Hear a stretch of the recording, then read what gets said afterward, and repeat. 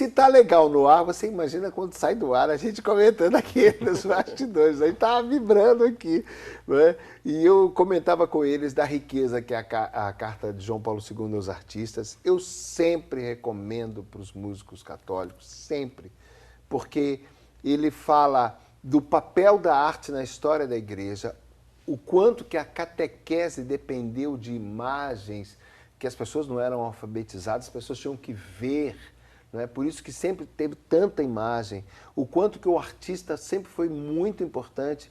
Imagina quanto que a arte bem feita chama atenção e nos ajuda a imaginar, a olhar, a sonhar, a perceber, né?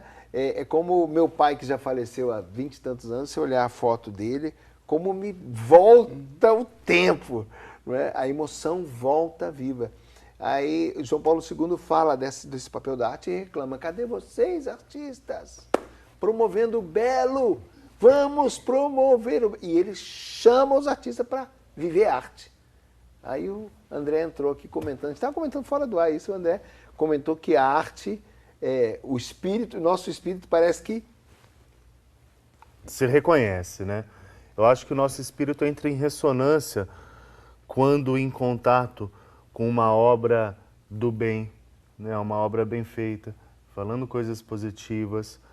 Nosso espírito entra em ressonância quando respirando um ar puro, quando não vendo uma paisagem bonita, ou seja, ele reconhece Deus.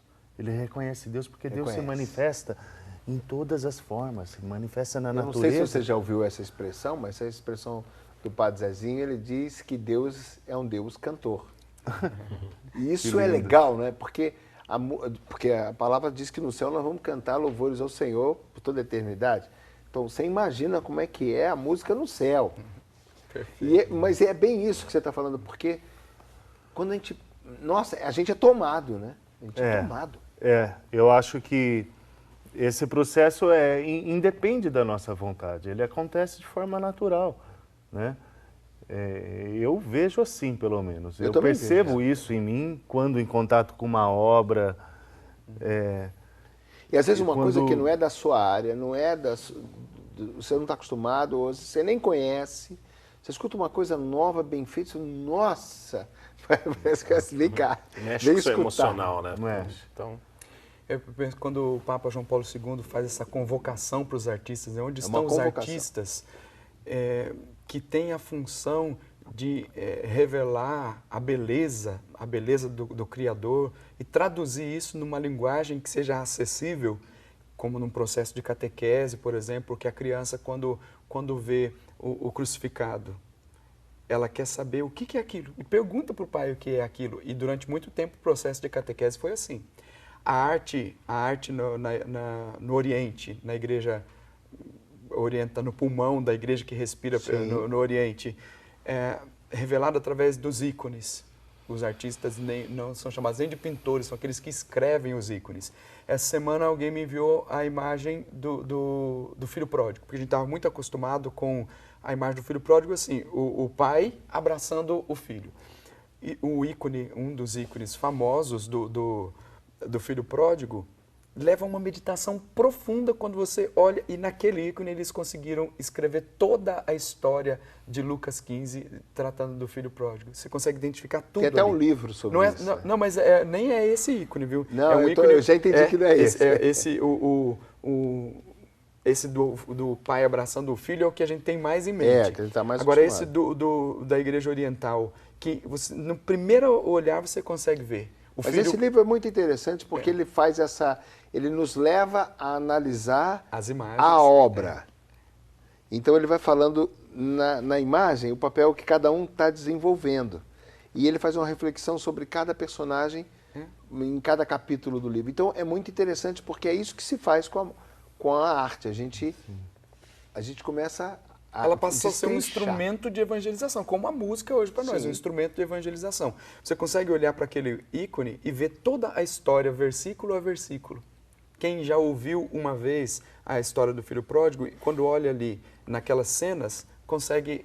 Então vocês aproveitem o e-mail do padre que está sendo colocado agora nesse bloco, embaixo do rostinho dele, e peço para ele que envie esse ícone, que eu também quero. Viu, padre? Alguém enviou para mim, eu vou compartilhar. Então, vamos compartilhar esse ícone pra gente ver. Essa é a ideia agora, né? Ô, Tchelão, sua palavra então para fechar com os jovens, com essa geração que está aí. Cara, eu acho que é legal pra gente, a gente trabalha muito, apesar de não ser tão jovenzinho mais, mas a gente trabalha muito com os jovens, inclusive algumas músicas nossas têm sido usadas, inclusive em catequeses mesmo, porque é você falar, contar as parábolas através da música. Então, assim, queria desde já agradecer vocês, ao século XXI, e pedir pra galera que quiser conhecer um pouco mais do nosso trabalho com o The Flanders, acessar no YouTube, youtube.com/TheFlandersRock. E lá tem os vídeos que a gente comentou aqui, das músicas que a gente comentou, tem o CD novo que a gente está lançando. Que é uma catequese. Cara, é uma forma realmente de você catequizar. É legal. Evangelizar através da música. Eu conheço o trabalho dele, é legal, é sério. Bacana. E eu já ouvi criança cantando as músicas dele. Eu também já ouvi. E as bacana. crianças ficam meio doidinhas cantando as músicas dele. O Santo Anjo, cantando... O Santo Anjo é famosa. Padre, sua palavra... Não, vou deixar o senhor para o final, porque o senhor vai dar benção para nós. André, concluindo, para o povo que nos assiste, falando sobre esse assunto tão gostoso para nós. Então, eu acho que bem-aventurado o homem que louva o belo em seus cantos, né? Que louva a Deus. E eu acho que em tudo que a gente faz na nossa vida, é importante esse propósito, né?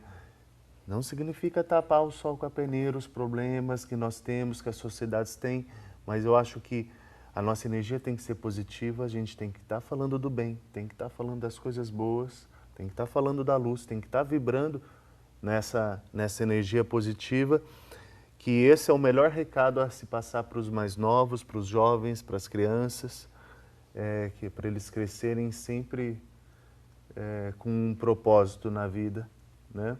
E a minha função é essa, a minha missão é a de ajudar, e através, a minha ferramenta qual que é? É o som, é a música, né? Quem quiser conhecer mais um pouquinho também sobre o meu trabalho, o pessoal passa o e-mail aí. Obrigado, Tchelão, obrigado, André, obrigado, Padre, o senhor já fala, já nos dá a bênção e já conclui. Pois é, quero agradecer a oportunidade de participar aqui do Oriente-se nesse assunto que é tão caro para mim, né? Eu trabalho com a música, mas eu sou em primeiro lugar padre, né? Sou padre e a música entrou como instrumento para auxiliar na evangelização. Graças àquelas canções caipiras que você não gosta. Mas graças a Deus tem auxiliado no meu trabalho de evangelização, e uma vez o Padre Zezinho disse isso para mim e tem dito isso para outros padres, para a gente viver exatamente isso. Nossa primeira vocação é ser padre. Nós não fomos chamados para a igreja para ser cantor, para ser padre e depois usar isso como instrumento de evangelização. Então nós continuamos pedindo a Deus que nos dê essa graça, e a você que é músico, você que tem trabalhado com a arte, que Deus te abençoe e abençoe a todos nós para que continuemos colocando o nosso trabalho a serviço do outro e a serviço da evangelização. Que Deus te abençoe e te guarde, em nome do Pai, do Filho e do Espírito Santo.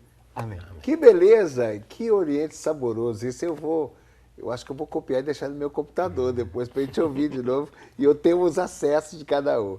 Igualzinho você pode fazer entrando no nosso site, revendo o programa, pegando contato e usando e abusando sim, porque o Oriente é para ser luz, para orientar de alguma forma.